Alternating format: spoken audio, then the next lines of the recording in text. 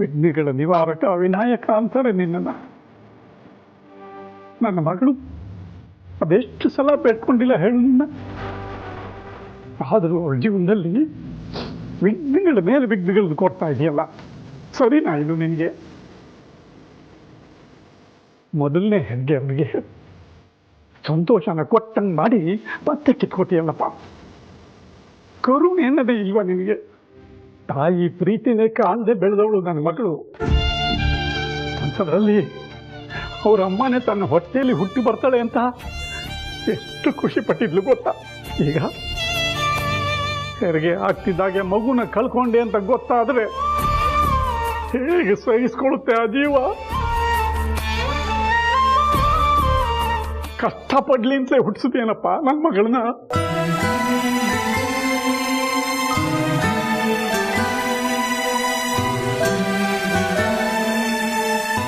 ಹನುಮಂತು, ಸಮಾಧಾನ ಮಾಡ್ಕೊ, ಧೈರ್ಯ ತಂದ್ಕೊ ಹನುಮಂತು. ಹೇಗೆ ಧೈರ್ಯ ತಂದ್ಕೊಳ್ಳಿ ಅಮ್ಮವ್ರೆ? ಏನು ಅಂತ ಸಮಾಧಾನ ಮಾಡಿಕೊಳ್ಳಿ? ಜೀವನ ಪೂರ್ತಿ ಬರೀ ಕಷ್ಟಗಳನ್ನೇ ಕಂಡವಳು. ಬದುಕು ಉದ್ದಕ್ಕೂ ಹೊಂದಾಣಿಕೆಯಲ್ಲೇ ಬದುಕ್ಬಿಟ್ಲು. ಹೆಂಡ್ತಿನ ಕಳ್ಕೊಂಡಿದ್ದೆ, ಮಕ್ಕಳಿಬ್ಬರು ಭವಿಷ್ಯ ಚೆನ್ನಾಗಿರ್ಲಿ ಅಂತ ನಾನು ಬರೀ ಕೆಲಸದ ಕಡೆನೇ ಗಮನ ಕೊಟ್ಟೆ. ಆಗ ನಮ್ಮ ಗಣಿಗೆ ತಂದೆ ತಾಯಿ ಎಲ್ಲ ಆಗಿ ಅವನನ್ನು ಬೆಳೆಸಿದವಳು ನಮ್ಮ ಪಾರ್ವತಿ. ಆದ್ರೆ ಈಗ ಈ ದೇವ್ರು ನೋಡಿ, ತಾಯ್ತನದ ಸುಖಾನೇ ಕಿತ್ಕೊಳ್ಳೋದಕ್ಕೆ ಹೊರಟಿದ್ದಾನಲ್ಲ ದೇವರು. ಇದು ನ್ಯಾಯನ ಅಮ್ಮೋರೆ?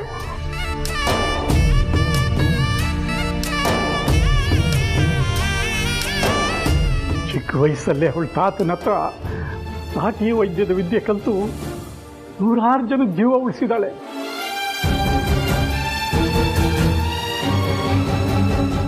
ಅಂಥವಳ ಜೀವನ ಅವಳ ಮದುವೆ ಸಮಯದಲ್ಲಿ ನಿಯತ್ಗೋಸ್ಕರ ನಾನು ಸಾಯಿಸೋದಕ್ಕೆ ಹೊರಟಿದ್ದೆ.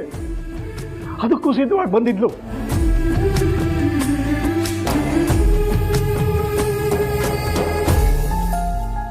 ಈಗ ನೋಡಿ, ಅಂತ ಒಳ್ಳೆ ಮಗಳ ಮಗು ಜೀವನ ಒಣಕಿಟ್ಟಿದ್ದಾನಲ್ಲ ಈ ದೇವರು.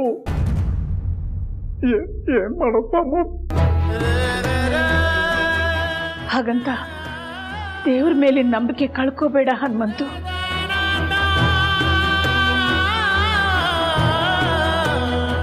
ಇದು ನಮಗೆ ಪರೀಕ್ಷಾ ಕಾಲ ಅಂತ ಅನ್ಕೊಳ್ಳೋಣ. ಪಾರ್ವತಿನೂ ಜೀವನದಲ್ಲಿ ಅದೆಷ್ಟೆಷ್ಟೋ ಕಷ್ಟಗಳನ್ನ ಎದುರಿಸಿ ಗೆದ್ದಿದ್ದಾಳೆ. ಆ ದೇವರು ಈಗಲೂ ಮನಸ್ಸು ಮಾಡಿದ್ರೆ ಪಾರ್ವತಿನ ಮಗುನ ಇಬ್ಬರನ್ನು ಉಳಿಸ್ಕೊಡೋದು ದೊಡ್ಡ ವಿಷಯನಾ?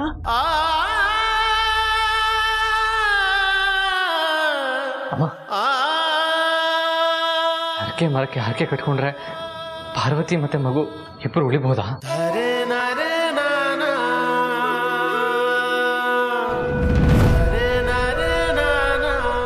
ಒಳ್ಳೆ ಸಮಯದಲ್ಲಿ ನೆನ್ಪು ಮಾಡ್ಕೊಟ್ಟಿಯಪ್ಪ. ನನಗೆ ಟೆನ್ಷನ್ ಅಲ್ಲಿ ಮರ್ತೆ ಹೋಗಿತ್ತು ನೋಡು. ನೀನ್ ಹೇಳಿದ್ ನಿಜ. ಪಾರ್ವತಿ ಕಟ್ಟಿದ ಹರಕೆ ತೊಟ್ಲನ್ನ ಇದೇ ಕೈಯಾರೆ ಮುಟ್ಟಿ ಹರಿಸಿ ಬಂದಿದ್ದೆ.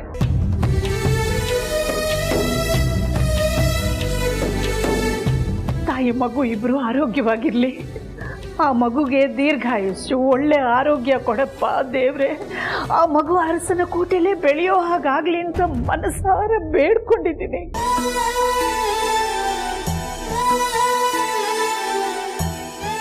ನಿಜ, ಹರಕೆ ಮರಕ್ಕೆ ಕಟ್ಟಿದ ಹರಕೆ ಯಾವತ್ತೂ ತಪ್ಪಾಗೋದಿಲ್ಲ, ನಡೀದೇ ಇರೋದಿಲ್ಲ. ಯಾರು ಗೊತ್ತು, ಮಗು ಆಯುಷ್ಯ ಗಟ್ಟಿಯಾಗಿದ್ರೆ ಚೆನ್ನಾಗಿ ಸೇಫಾಗಿ ಹುಟ್ಟಬಹುದೇನೋ. ಪಾರ್ವತಿ ಮಗು ಇಬ್ರು ಚೆನ್ನಾಗೇ ಇರ್ತಾರೆ. ಹರಕೆ ಕಟ್ಕೊಳ್ಳೋ ಆ ಪ್ರಯತ್ನನೂ ಮಾಡೇ ಬಿಡೋಣ. ಎಲ್ಲರೂ ಸೇರೇ ಹರಕೆ ಕಟ್ಕೊಳ್ಳೋಣ. ಹರಕೆ ಮರಕ್ಕೆ ಕಟ್ಕೊಂಡ ಹರಕೆ ಯಾವತ್ತೂ ಹುಸಿಯಾಗಲ್ಲ. ನಮಗೆ ಪಾರ್ವತಿ ಮತ್ತು ಅವಳ ಮಗು ಯೋಗ ಎರಡೂ ಇದೆ ಅಂತ ಅನ್ಸುತ್ತೆ. ಅದಕ್ಕೇನೆ ದೇವರು ಸರಿಯಾದ ಸಮಯಕ್ಕೆ ನಿನ್ ಬಾಯಲ್ಲಿ ಇದನ್ನ ನೆನಪಿಸಿದಾನೆ ನೋಡು.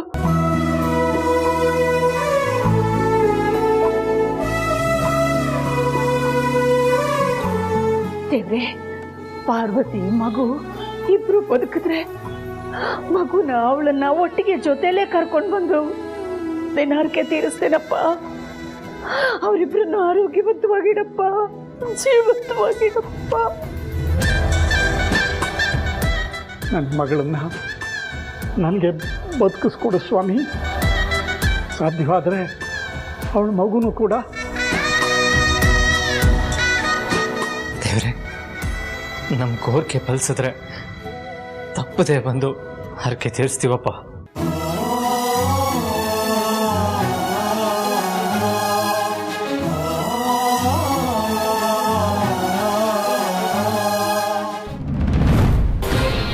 ಆ ಹರಕೆ ಮರದ ಬಗ್ಗೆ ಜನನಿ ಕೂಡ ಹೇಳ್ತಿದ್ಲು. ಯಾವ ಹರಕೆನೂ ಹುಸಿ ಆಗಲ್ಲ ಅಂತಲೂ ಹೇಳ್ತಿದ್ಲು. ಈಗ ಇವ್ರ ಹರಕೆ ಏನಾದರೂ ಫಲಿಸ್ಬಿಟ್ರೆ? ಇಲ್ಲ ಇಲ್ಲ, ಹಾಗಾಗಬಾರ್ದು. ದೇವ್ರೆ, ಪಾರ್ವತಿಗೆ ಮಗು ಯೋಗ ಇಲ್ಲದೆ ಇರಲಪ್ಪ. ಪಾರ್ವತಿ ಮಗುನ ಉಳಿಸ್ಕೊಳ್ಳೋಕ್ಕಾಗಿಲ್ಲ ಅಂತ ಡಾಕ್ಟ್ರ್ ಹೇಳೋವಾಗಲಪ್ಪ. ಪಾರ್ವತಿ ಮಗು ಇಲ್ಲದೆ ಓಡಾಡೋ ಹಾಗಾಗ್ಲಪ್ಪ. ಪಾರ್ವತಿ ಬರಿಗೈಯಲ್ಲಿ ಆಸ್ಪತ್ರೆಯಿಂದ ಹೊರಡೋಗಾಗಲಿ. ನಮ್ಮ ಜನನಿ ಮಾತ್ರ ಅವಳದು ಅನ್ನೋ ಮಗುನ ಕೈಯಲ್ಲಿ ಹಿಡ್ಕೊಂಡು ಆರತಿ ಮಾಡಿಸ್ಕೊಂಡು ಅರಸನ ಕೋಟೆ ಹೊಸಲು ತುಳಿಯೋ ಥರ ಆಗ್ಲಪ್ಪ.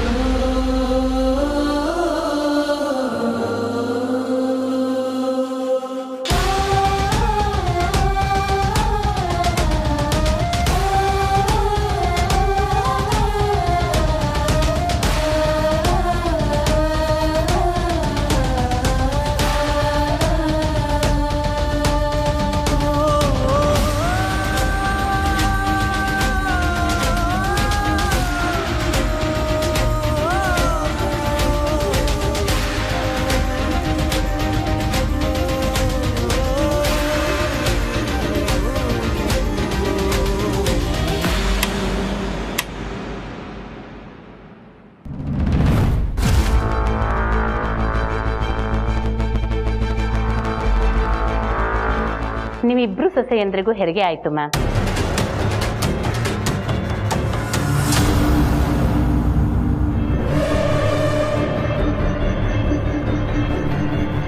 ಇಬ್ರಿಗೂ ಹೆಣ್ಮಗು ಆಗಿದೆ.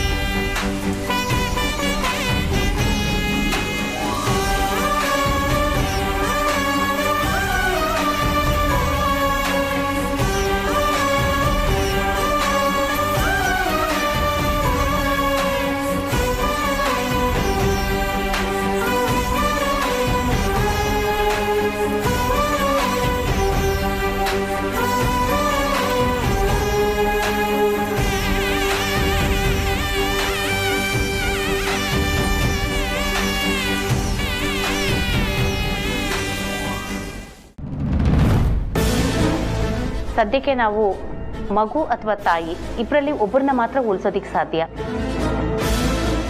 ನಿಮ್ಮ ಮಿಸಸ್ಗೆ ಹೊಟ್ಟೆಗೆ ಪೆಟ್ಟು ಬಿದ್ದಿರೋದ್ರಿಂದ ಅವ್ರ ಗರ್ಭಕೋಶನ ತೆಗಿಬೇಕಾಗತ್ತೆ. ಡಾಕ್ಟರ್, ತಾಯಿ ಮಗುಲಿ ಇಬ್ಬರಲ್ಲಿ ಒಬ್ಬರನ್ನ ಮಾತ್ರ ಉಳಿಸೋದಕ್ಕೆ ಸಾಧ್ಯ ಅಂತ ಹೇಳಿದ್ರಿ.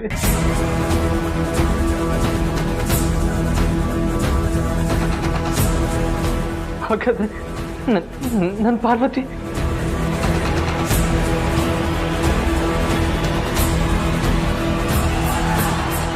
ಡಾಕ್ಟರ್, ನನ್ನ ಸೊಸೆ ಪಾರ್ವತಿ ಹೇಗಿದ್ದಾಳೆ? You are very lucky.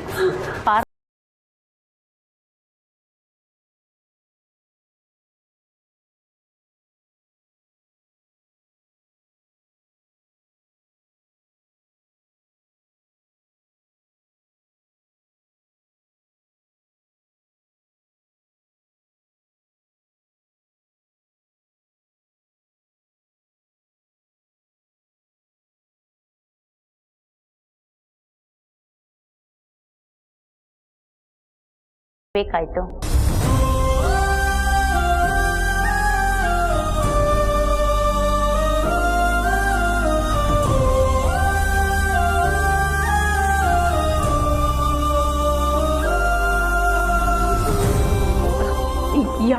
ಯಾರು ಬೇಜಾರು ಮಾಡ್ಕೋಬೇಡಿ, ಯಾರು ಬೇಜಾರು ಮಾಡ್ಕೊಳ್ಳೋ ಅವಶ್ಯಕತೆ ಇಲ್ಲ. ನಿಮ್ಮಿಬ್ರ ಹೆಸರು ಹೇಳಕ್ಕೆ ಒಂದು ಮಗು ಆಗಿದೆ, ಪಾರ್ವತಿ ಜೀವ ಉಳಿದಿದೆ, ಅಷ್ಟಕ್ಕೆ ಸಂತೋಷ ಪಟ್ಕೊಳ್ಳೋಣ. ಆ ದೇವ್ರಿಗೆ ಧನ್ಯವಾದ ಹೇಳೋಣ.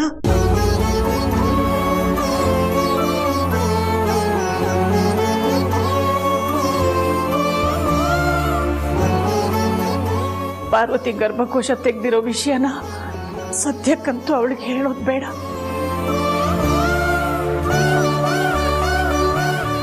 ಹೆಣ್ಣು ಮಗಳು ಗರ್ಭಕೋಶ ತೆಗೆದಿರುವುದು ಆದಷ್ಟು ಬೇಗ ಅವಳ ಅರಿವಿಗೆ ಬರುತ್ತೆ.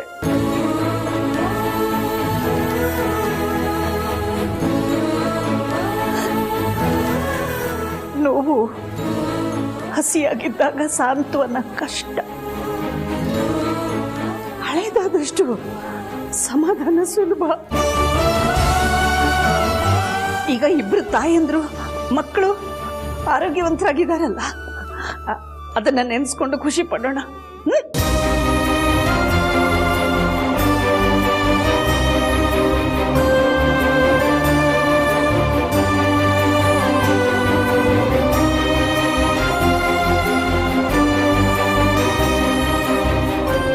ಇನ್ನು ಅರ್ಧ ಗಂಟೆ ಬಿಟ್ಟು ತಾಯಿ ಮಗುನ ವಾರ್ಡ್ಗೆ ಶಿಫ್ಟ್ ಮಾಡ್ತೀವಿ. ಆಮೇಲೆ ನೀವೆಲ್ಲರೂ ಹೋಗಿ ನೋಡ್ಬೋದು. ಮೊದಲನೇ ಸರಿ ನಾವು ನಮ್ಮ ಮಕ್ಕಳನ್ನು ನೋಡೋಕೆ ಹೋಗ್ತಾ ಇದೀವಿ. ಬರೀ ಕೈಯಲ್ಲಿ ಹೋಗೋದು ಬೇಡ. ಹಾ ಬ್ರೋ, ನಾನು ಅದನ್ನ ಯೋಚನೆ ಮಾಡ್ತಿದ್ದೆ. ಬೇರೆಯವ್ರ ಮಕ್ಳು ನೋಡೋಕೆ ಹೋಗ್ಬೇಕಾದ್ರೆ ಬರೀ ಕೈಯಲ್ಲಿ ಹೋಗ್ತಿರ್ಲಿಲ್ಲ. ನಮ್ಮ ಮಕ್ಳು ನೋಡೋಕೆ ಹೋಗ್ಬೇಕಾದ್ರೆ ಬರೀ ಕೈಲಿ ಹೋಗಕ್ಕಾಗತ್ತಾ? ಚಾನ್ಸೇ ಇಲ್ಲ. ನಾನು ಪ್ರೀತು ಇವಾಗಲೇ ಅಂಗಡಿಗೆ ಹೋಗಿ ನಮ್ಮ ಮಕ್ಕಳಿಗೆ ಮುಂದಿನ 6 ತಿಂಗಳಿಗೆ ಬೇಕಾಗುವಂತ ಬಟ್ಟೆ, ಆಟ ಸಾಮಾನು ಎಲ್ಲ ತಗೊಂಡ್ಬರ್ತೀವಿ. ಎಸ್ ಬ್ರೋ, ಹೋಗೋಣ.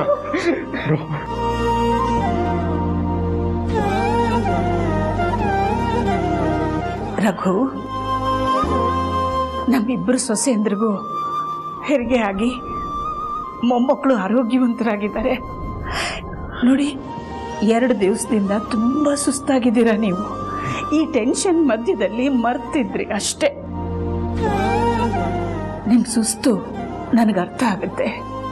ಸ್ವಲ್ಪ ಡಿಹೈಡ್ರೇಷನ್ ಇದೆ ಅಂತ ಅನ್ಸುತ್ತೆ. ಒಂದ್ಸಲ ಡಾಕ್ಟರ್ ಹತ್ರ ಚೆಕ್ ಮಾಡಿಸಿ, ಬೇಕು ಅಂತ ಅನ್ಸಿದ್ರೆ 1-2 ಯೂನಿಟ್ IV ಹಾಕ್ಸೋಣ. ಆಯ್ತು ಮೇಡಮ್, ಆಗ್ಲಿ, ನೀನು ಹೇಳ್ದಾಗೆ ಆಗ್ಲಿ. ಬನ್ನಿ. ಆ ಪಾರ್ವತಿ ಮಗು ಬದುಕ್ಬಿಡ್ತಾ? ಇಷ್ಟು ದಿನ ಪಾರ್ವತಿ ಮಾತ್ರ ನಮ್ಮ ಜನನಿ ಭವಿಷ್ಯಕ್ಕೆ ಮುಳ್ಳಾಗಿದ್ಲು.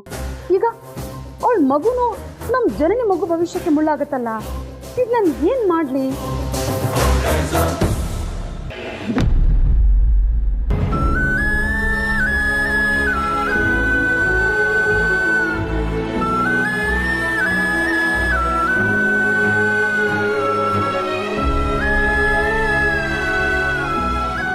ಬ್ರೋ, ಶಾಪಿಂಗ್ ಮಾಡೋಕ್ಕಿಂತ ಮುಂಚೆ ಒಂದು ಕಂಡೀಷನ್. ಏನ್ ಪ್ರೀತು ಅದು?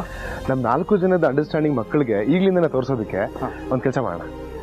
ನಿನ್ನ ಮಗುಗೆ ನಾನು ಶಾಪ್ ಮಾಡ್ತೀನಿ, ನಮ್ಮ ಮಗುಗೆ ನೀನು ಶಾಪ್ ಮಾಡು. ಓಕೆನಾ? Okay, done.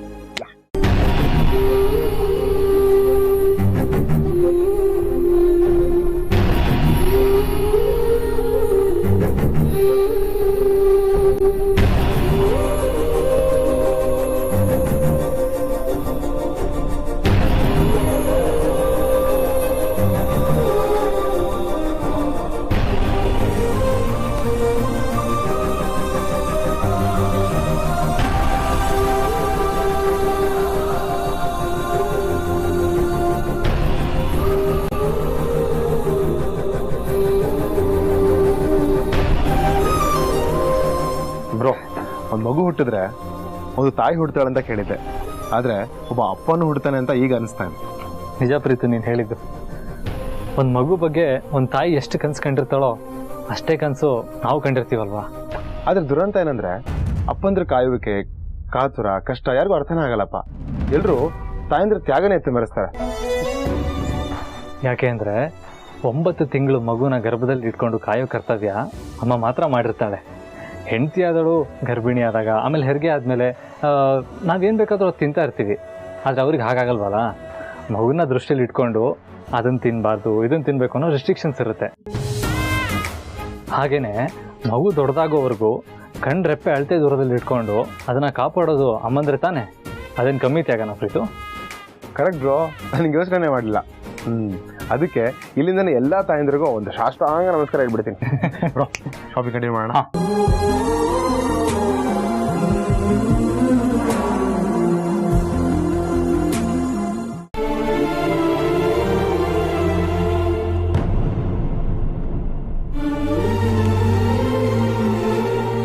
ಹನುಮಂತಣ್ಣ, ಡಾಕ್ಟ್ರುಗಳು ಹೇಳೋವರೆಗೂ ನಾವು ನಮ್ಮ ಮಕ್ಳ ರೂಮ್ಗೆ ಹೋಗಂಗಿಲ್ಲ.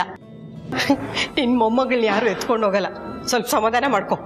ಹಂಗಲ್ಲ ಸಾವಿತ್ರಮ್ಮ, ನನಗೆ ನನ್ನ ಮೊಮ್ಮಗಳನ್ನ ನೋಡೋ ಆ ಥರ ಅಲ್ಲ. ನನ್ನ ಮಗಳನ್ನ ನೋಡಬೇಕು, ಅವಳು ಯೋಗಕ್ಷೇಮ ವಿಚಾರಿಸ್ಕೋಬೇಕು. ಅವಳ ಮುಖ ನೋಡ್ದೇನೆ ನನ್ನ ಸಮಾಧಾನ. ಆದರೆ ಸವಿತಮ್ಮ, ನೀನೇ ಒಳಗಡೆ ಹೋಗಿ ನೋಡ್ಕೊಂಬಂದು ಹೇಳ್ಬೋದಾ? ನಿನ್ನೆ ಬಿಡದಿರೋರು ನನ್ನ ಬಿಡ್ತಾರಾ? ಅವ್ರು ಹೇಳೋವರೆಗೂ ನಾವು ಕಾಯಲೇಬೇಕು, ಬೇರೆ ದಾರಿನೇ ಇಲ್ಲ. ತಾನೇ ನಾನೇ ನಾನೇ ನಾನೇ ತಾನೇ ನಾನೇ ನಾನೇ ನಾನೇ ತಾನೇ ನಾನೇ ನಾನೇ ನಾನೇ. ಹನುಮಂತಣ್ಣ, ನರ್ಸ್ ಹೋದ್ಲು, ನಾನು ಹೋಗಿ ನೋಡ್ಕೊ ಬರ್ತೀನಿ.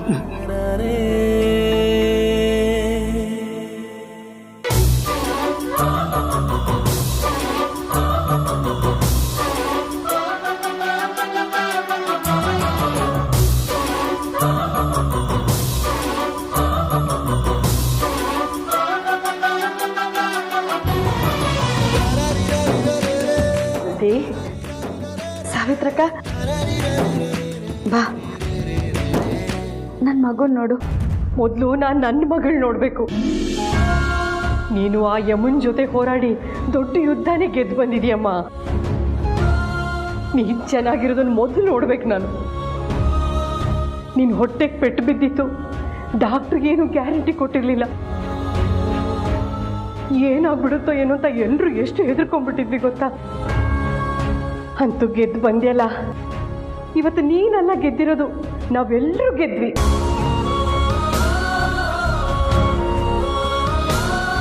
ಈ ನಿನ್ನ ಮಗಳೇ ನಮ್ಮನ್ನೆಲ್ಲ ಗೆಲ್ಸ್ಬಿಟ್ಲು.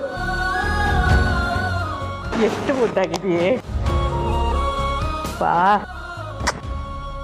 ದೊಡ್ಡ ಯಜಮಾನ್ರು ಮಗು ನೋಡಿದ್ರೆ ಅದು ಎಷ್ಟು ಖುಷಿ ಪಡ್ತಾರೋ. ಹೆಣ್ಮಗು ಆಗಿದೆ ಅಂತ ಗೊತ್ತಾಗಿ ಈಗಲೇ ಶಾಪಿಂಗ್ ಮಾಡಕ್ ಹೋಗೋರೆ.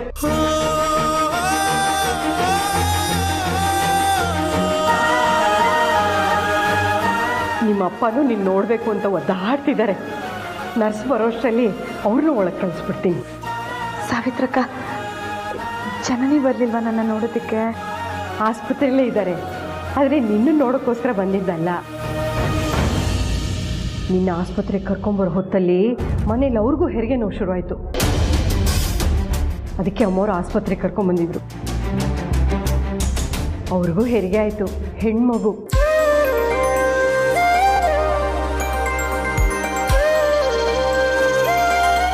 ಇಲ್ಲೇ ಎದುರುಗಡೆ ವಾರ್ಡಲ್ಲಿ ಇದ್ದಾರೆ. ತಾಯಿ ಮಗು ಇಬ್ರು ಆರೋಗ್ಯವಾಗಿದ್ದಾರೆ ತಾನೆ? ಹ್ಞೂ, ಹಾಗಂತ ಡಾಕ್ಟ್ರ್ ಹೇಳಿದ್ರು. ನಾವ್ಯಾರೂ ಇನ್ನೂ ನೋಡೋಕ್ಕೆ ಹೋಗಿಲ್ಲ. ಜನನಿಯಮ್ಮವ್ರಿಗೆ ತುಂಬ ಆಯಾಸ ಆಗಿಬಿಟ್ಟಿತ್ತಂತೆ. ಪ್ರಜ್ಞೆ ಇನ್ನೂ ಬಂದಿಲ್ಲ. ಅರ್ಧ ಗಂಟೆ ಬಿಟ್ಟು ಹೋಗಿ ಅಂತ ಡಾಕ್ಟ್ರ್ ಹೇಳಿದ್ದಾರೆ. ಈಗಲೇ ಜನನಿನ ಮಗುನ ನೋಡಬೇಕು. ಅಯ್ಯೋ, ಎಲ್ಲಿ ಎದ್ದೇಳಕ್ಕೆ ಹೋಗ್ತಾ ಇದೆಯಾ? ಮಲಕ್ಕೋ. ಸಾವಿತ್ರಕ್ಕ, ನಾನು ಈಗಲೇ ಜನನಿನ ನೋಡಬೇಕು. ಈ ಸ್ಥಿತಿಲ ಎದ್ದು ಕೂರಕ್ಕೆ ಆಗಲ್ಲ. ಇನ್ನು ಬೇರೆ ವಾರ್ಡ್ವರೆಗೂ ನಡ್ಕೊಂಡು ಹೋಗ್ತೀಯಾ? ಬೇಕಾಗಿಲ್ಲ, ರೆಸ್ಟ್ ಮಾಡು. ಆಮೇಲೆ ನಾವೆಲ್ಲರೂ ಜನನಿ ಅಮ್ಮವ್ರನ್ನ ನೋಡಕ್ಕೆ ಹೋಗ್ತೀವಲ್ಲ, ಆಗ ನಾನೇ ಬಂದು ಹೇಳ್ತೀನಿ ಅವ್ರು ಹೇಗಿದ್ದಾರೆ, ಮಗು ಹೇಗಿದೆ, ಏನು ಎತ್ತ ಅಂತ. ಸರಿನಾ? ಅಲ್ಲಿವರೆಗೂ ಜನನಿ ಬಗ್ಗೆ, ಜನನಿ ಮಗು ಬಗ್ಗೆ ತಿಳ್ಕೊಳ್ದೆ ಇರೋದಕ್ಕಾಗಲ್ಲ ಸಾವಿತ್ರಕ್ಕ. ನಾನು ಹೋಗೋದಕ್ಕಾಗಲ್ಲ ಅಲ್ವಾ, ನನ್ನ ಬದಲು ನೀನು ಹೋಗಿ ನೋಡ್ಕೊಂಬ. ಜನನಿ ಮಗು ಇಬ್ಬರು ಹೇಗಿದ್ದಾರೆ ಅಂತ ನೀನು ನೋಡ್ಕೊಂಬಂದಂಗೆ ಹೇಳ್ತೀಯಾ? ಹಾಗೆ ಜನನಿಗೆ ನನ್ನ ಮೇಲೆ ವಿಪರೀತ ಕಾಳಜಿ. ಜನನಿಗೆ ಹೇಳ್ಬಿಡು ನಾನು ನನ್ನ ಮಗು ಇಬ್ಬರೂ ಆರೋಗ್ಯವಾಗಿದ್ದೀವಿ ಅಂತ. ಆಯ್ತಾಯ್ತು, ಹೋಗಿ ಬರ್ತೀನಿ ಇರು.